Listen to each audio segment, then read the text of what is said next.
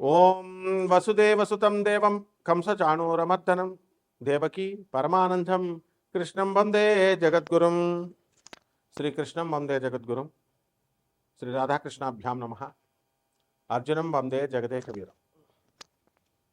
మన గురుదేవులైనటువంటి గోపాలరెడ్డి గారు, అలాగే వేణు గారు, మరి మీకు వారు అందరూ కూడా పొదరిల్లు, గుడిగంటలు, అలాగే ప్రస్తుతం తీస్తున్నటువంటి మళ్ళీ సీరియల్లో మీకు అందరికీ కూడా సుపరిచితులే. అలాగే మన ఛానల్ నడుపుతున్నటువంటి చంద్రమౌళి గారు, మరి దత్తాత్రేయ గారు, వీరందరూ కూడా మీ అందరికీ కూడా ఉగాది పరాభవనామ సంవత్సర శుభాకాంక్షలు తెలియజేస్తున్నారు. మరి వారందరి తరపున, మరి నా తరపున మీ అందరికీ కూడా ఉగాది శుభాకాంక్షలు తెలియజేస్తూ, నరఘోష అనేటటువంటిది ఎంతవరకు మన జీవితాల్లో ప్రభావితం చేస్తుంది అనేటటువంటిది మనం చూద్దాం. ఒక ఫిజిక్స్లో మరి ఒక ప్రొఫెసర్గా మనం నరఘోషలు, ఈ యొక్క నరదిష్టులు, చేతబళ్ళు అనేటటువంటి వాటిని మనం ప్రోత్సహించాం. అయినప్పటికీ కూడా ఆధ్యాత్మికంగా, అలాగే పురాణాల్లో, మరి రామాయణంలో ముఖ్యంగా వీటి యొక్క ప్రస్తావన ఉంది. మైరావణుడు, ఈ యొక్క రావణాసురుడి యొక్క సోదరుడు, రామలక్ష్మణులు ఇద్దరిని తీసుకుపోయి పాతాళ లోకంలో చిన్న బొమ్మలుగా చేసి మరి వాళ్ళని బంధించి వాళ్ళిద్దరినీ కూడా పాతాళ లోకంలో నిర్బంధిస్తాడు. తర్వాత ఆంజనేయ స్వామి వారు వెళ్ళి మైరావణుని వధించి తన కొడుకైనటువంటి మకరధ్వజుడు సహాయంతో ద్వారకలో మనకి గుజరాత్లో ఉంది. మరి అక్కడి నుంచి ఇద్దరు పాతాళ లోకానికి వెళ్తాడు స్వామివారు. అది బెర్ముడా ట్రయాంగల్ అనేటటువంటిది మీరు విన్నారు. అట్లాంటిక్ మహాసముద్రంలో ఉంటుంది. ఫ్లోరిడా తర్వాత ఈ యొక్క బెర్ముడా అనేటటువంటి ఈ యొక్క అట్లాంటిక్ మహాసముద్రంలో ఆ దేశాల మధ్యలో అత్యంత గురుత్వాకర్షణ శక్తి ఉన్నటువంటి ప్రాంతం అది. అక్కడికి ఏ ఓడలైతే వెళ్తాయో మరి వార్షిప్స్ అవన్నీ కూడా అదృశ్యమైపోతాయి.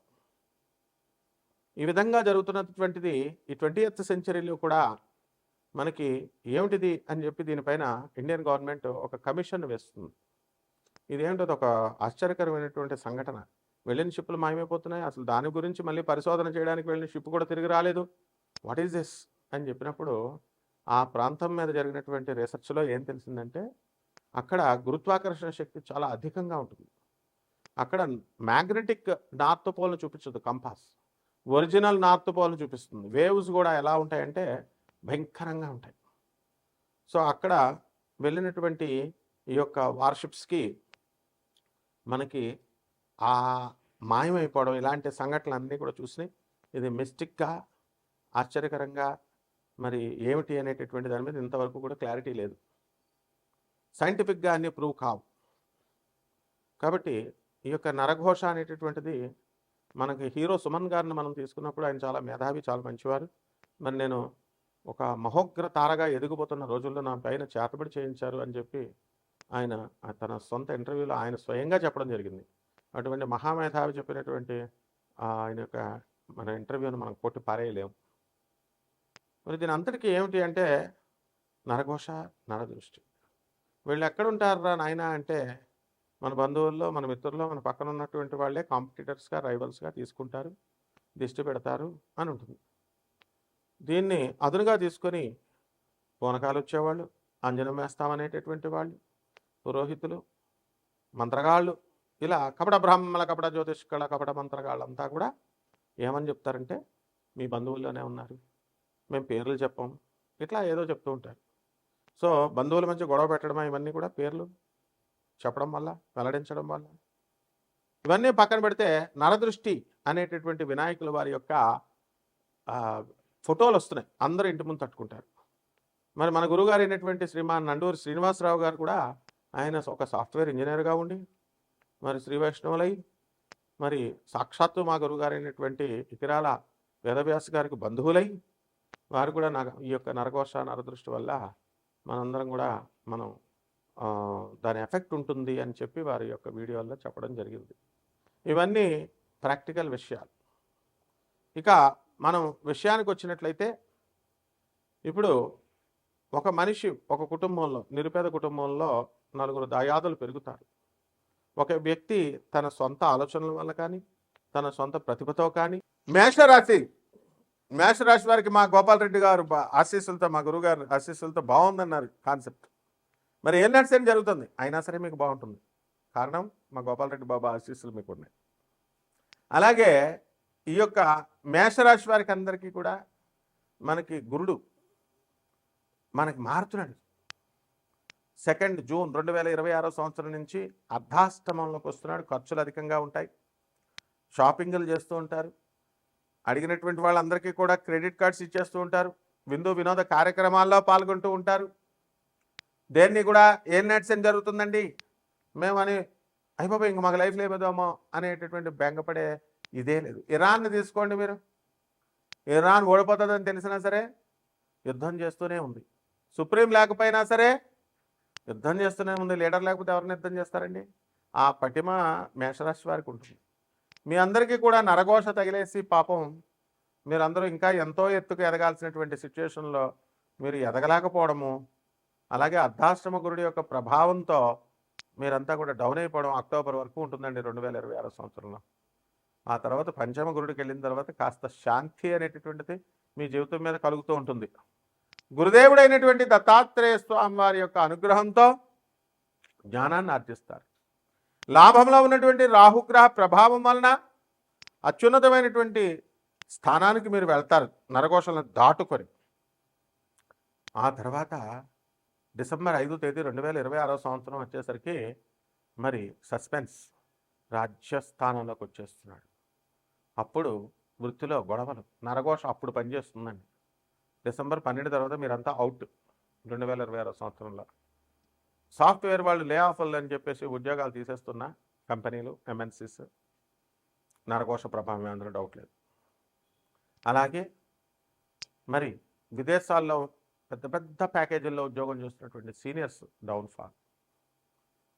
మరి సుప్రీం హీరోలుగా ఉన్నటువంటి మన మెగాస్టార్స్ వెంకటేష్ బాబు గారు, నాగార్జున గారు, చిరంజీవి గారు, వీళ్ళంతా కూడా కొన్ని సినిమాలు ఎందుకు డౌన్ఫాల్స్ అవుతూ ఉంటాయంటే అప్పుడప్పుడు నరఘోష, నరదృష్టి, ఇవంతా కూడా జీవితంలో బాగా చదివేస్తున్నటువంటి వాడికి ఎగ్జామ్లో జ్వరం వచ్చేయడం ఇలాంటివి జరుగుతూ ఉంటాయి. రైతులు బ్రహ్మాండంగా పండిస్తారండి. మేషరాశి రైతులు చాలా కష్టపడుతూ ఉంటారు. అయినా సరే మనకి పంటలు అనేటటువంటివి మనకి డౌన్ఫాల్ అవుతూ ఉంటాయి. టమాటాలు రూపాయికి కూడా కొనకుండా రోడ్ల మీద ట్రాక్టర్లతో పాడేసుకున్నటువంటి రైతులను మనం చూడలేదా? చూసాం. కారణం నరఘోష. ఈ విధంగా ఇప్పుడు రైతులంతా కూడా లబ్ధి పొందుతారు. వెల్లుల్లిపాయి, అల్లం, ఇవన్నీ కూడా మీరు మంచి పంటలు, ఇప్పుడు ఈ సంవత్సరం అంతా కూడా మంచి పంటలు వస్తున్నాయి. ఇంటర్నేషనల్గా ఎక్స్పోర్ట్స్ ఇంపోర్ట్స్ బిజినెస్ చేస్తున్నటువంటి పంటలను మీరు చూస్ చేసుకోవాలి. విద్యార్థులు మీరు నారాయణలో చేరండి, శ్రీచైతన్యలో చేరండి. ప్రతి ఒక్కరికి ఈ రోజుల్లో ఐఐటి నీట్ స్కోర్లు బాగానే వస్తాయి, కానీ సీట్లు ఎందుకు రావు? నరఘోష. సో ఇవన్నీ కూడా వీటి యొక్క ప్రభావం వల్ల ఇంత డేంజర్ ఉంటుంది. దీన్ని నెగిటివ్ ఫోర్స్ అంటారు. ఇంతకుముందు జ్యోతిష్కులంతా నెగిటివ్ ఎనర్జీ అన్నారు. నేను ఒక పీకాను అనమాట. నెగిటివ్ ఎనర్జీ అనేది లేవు నాయన, నెగిటివ్ ఎనర్జీ అనేవారు. పాజిటివ్ ఎనర్జీలు, నెగిటివ్ ఎనర్జీలు ఎక్కడ చెప్పారా మీ అందరికీ? మేము ఫిజిక్స్లో డాక్టరేట్ చేసినటువంటి వాడిని. Kinetic energy, potential energy, mechanical energy ఇలాంటివి ఉంటాయి. కానీ what is all this non sense అన్న తర్వాత చాలామంది టీవీలో ఉదయమే వచ్చేటటువంటి వాళ్ళు డైలాగులు మార్చేసి 5వ క్లాస్ కూడా చదవలేదు వాళ్ళు, నెగిటివ్ ఫోర్స్ అంటాం మొదలెట్టారు. సో ఇలా సమాజ ప్రక్షాళన అనేటటువంటిది మనం చేస్తూనే ఉంటాం. నరఘోష ఎంత మేము చదువు వేసుకున్నామండి, బాగా మేము సాఫ్ట్వేర్ ఇంజనీర్ అండి, యూఎస్లో ఉన్నామండి, ఎప్పుడైనా సరే నరఘోష ఒక తొక్కేస్తుంది. కాబట్టి మేషరాశి వారికి ఈ పరిహారాలు చేసుకోండి. దేవతా వృక్షాలైనటువంటి నేరేడు, మారేడు, జమ్మి, రావి చెట్లు ఏ ఉంటాయి అవి అసలు అమెరికాలో ఏముండవు. తులసి చెట్టు దొరకదు మీకు. అది మేడి చెట్టు చేసుకుంటే సీజన్లో ఎండిపోద్ది. మరి మీరేమో డబ్బులను వదిలి యోగ భూమికి రారు. మీరు వీటి ప్రదక్షిణాలు చేసుకోవాలా? లేదా మోక్షమే లేదు మీకు, మాకు మోక్షం అక్కలేదని డబ్బులు చేయాలనుకునేటటువంటి వాళ్ళు అక్కడే ఉండిపోవచ్చు. వీళ్ళు చక్కగా సాధన చేసుకొని రావి చెట్టుకి నీళ్లు పోసుకొని దేవతా వృక్షాలన్నింటికి కూడా దత్తాత్రేయుడు ఆయన పెళ్ళంతో అనగాదేవి ఉంటుంది, 64 యోగిని గణాలతో ఉంటారు. వీళ్ళందరూ కూడా నీళ్లు పోసి శ్రీ గురుచరిత్ర అనేటటువంటి పారాయణ పుస్తకాన్ని చదివి భక్తితో చేసుకుంటే గురుదేవులైనటువంటి ఆ దత్తాత్రేయ స్వామి వారి అనుగ్రహంతో మీ కష్టాలు పోతాయి. ఇక ఒక దానాలంటారా, కిలోంపావు ఎవరండి ప్రామాణికం పెట్టారు? ఎవరో చెప్పారు పాత పంతులు గారు. ఇప్పుడు ఒక పంతులు గారు చెప్పారు, ఏమండి మాకు బాగానే ఉందండి దేవుడి దేవుడు, మేము బంగారం అడిగితే బంగారం ఇస్తున్నాం, ఏదడిగితే అది ఇచ్చేస్తున్నారండి, అమౌంట్లు కూడా మాకు తగ్గట్టుగా ఇచ్చేవాళ్ళని మేము సెలెక్ట్ చేసుకుంటాం అంటున్నారు. కాబట్టి మామూలు పేదవాళ్ళు మాకుతో స్నేహం ఏంటండి అంటున్నారు. కాబట్టి ఒక బస్తా పావు అంటే ఒక బస్తా పావు బస్తా కలిపి నువ్వులతో మీరు చక్కగా ఈ యొక్క మేషరాశి ఏలినట్స్ జరుగుతుంది. కాబట్టి ఒక బ్రాహ్మడికి అధిక 5,000 రూపాయలు తగ్గకుండా మీరు చక్కగా మీరు దానం చేసుకోండి శనివారం ఉదయం 8 గంటలకి. లేనటువంటి వాళ్ళు మేము మామూలుగా ఉన్నటువంటి పేదవాళ్ళం అనేటటువంటి వాళ్ళు మీరు కిలోంపావు దానం చేసుకోండి. మీకు తోచిన దక్షిణ పంతులు గారు ఎలాగో మినిమం 500, 1000 అడుగుతారు, అధిక పారితోషికం అడుగుతారు. నువ్వుల దానం అందరూ పట్టరు, అలాంటి ఇచ్చుకొని చేసుకోండి. రావి చెట్టుకి మాత్రం ప్రదక్షిణాలు ఒకటే చేయడం కాదు, నీళ్లు పోసి చేయాలి. ఇలా చేస్తే బ్రహ్మాండంగా ఉంది. శుభం.